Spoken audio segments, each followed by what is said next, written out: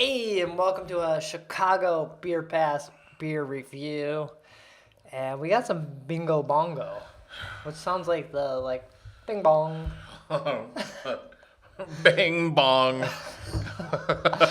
From Begyle. I got all this Begyle going on right now.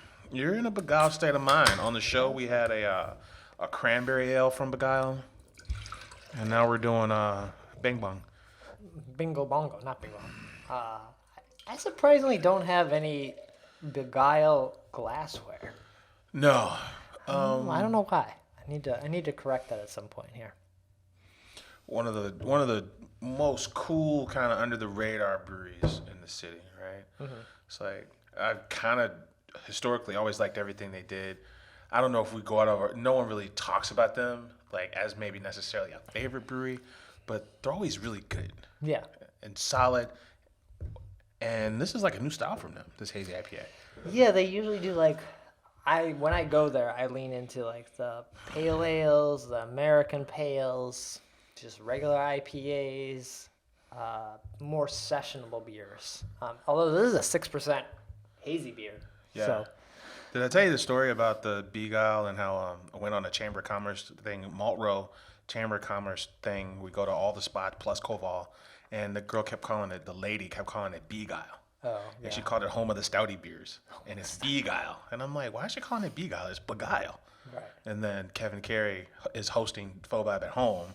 And it's like, I'm Kevin Carey. I'm the founder of Begyle. And we're like, oh, shit. It's actually pronounced Begyle. Begyle? I thought it was Begyle. Begyle. Yeah. Because that's more of a... calling it Begyle is more of a Chicago, long A kind of thing. Right? But it's not an A, but it's like... Begyle. That's nice. I remember when we used to do the reels at the old studio. We did a Tough Guy, which is a coffee ale, right? Up in Rogers Park, man, there's this.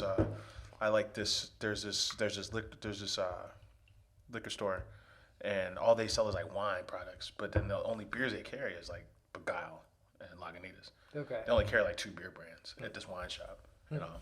But I'm like, those are very approachable and very good. Like, this is approachable and it's good. Yeah, but I feel like I'm missing a flavor in this beer. I don't want to just sing the praise of Begyle and people pick this up and don't like it. I've had better beers from Begyle. Is it like the there's not much of a finish? Is that it? Yeah. It drops off really fast. And that could be, it is 6%, although most hazy stuff is around 6-7%. So it's usually nothing crazy, but maybe it's the hop that's being used, but there's something that, not that it's bad, there's other things like it that I would enjoy more. I don't know. Whenever I have these hazies that have a flavor other than juicy, right? Like a bitterness, but it's not because you can have an alarmist kind of white pepper kind of, right. like peppery kind of spiciness. But this isn't spicy and it's not juicy. Like, those things are there, but what I'm tasting towards the middle and the back is more herbal, if that makes sense. Right. To me, this doesn't feel like a hazy. It feels like an unfiltered IPA. Okay. I think that's where almost like a cask. A cask. That's a great way to think of this. That's perfect. That's what it tastes like. It tastes like a cask IPA. I think that's it. Yeah. Because I'm with you there. I'm like, there's something about the body and the finish. And cask beers always just feel like they oh, tasty, bloop. And it's like, what happened? That's what it tastes like, a cask IPA. That's pretty fun. What do we know about this Bingo Bongo Golden Promise Malt, Simcoe, and Centennial? So those are classic IPAs hops, which that is not hazy hops. We got this hazy pitch here. This is a 5%. I bet it uses one of those New Zealand hops, right? Oh yeah, a New Zealand cryo hop. Yeah, it's one of those. It doesn't say. My Tropical kicks. But yeah, it's missing the tropicalness that you find with hazy beers, and so using standard IPA hops. You know, the world of hazies is so interesting, man. It's not just a fad, right? We're going into like 3, maybe 4 years of like, Yeah. you know, those other fads, whether it was like the chocolate caliente stout or the goza or the black IPA phase. Those were literally like seasons. You know, they came for a year and they went. I think this thing is here to stay.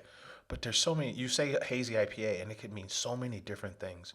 You know, we talk about the dank and the tropical, but then what about this style? That's just more of like it's cloudy, but it's actually earthier and actually has a body more reminiscent of an OG IPA. Like, That's why I felt like if you were to give me this 10 years ago, and you're like, this is an IPA, we might have been like, oh, it's so clean, or like, oh, this one's like cloudy, I can't really see through it, but it has all the IPA. So calling it hazy is in looks only on this beer.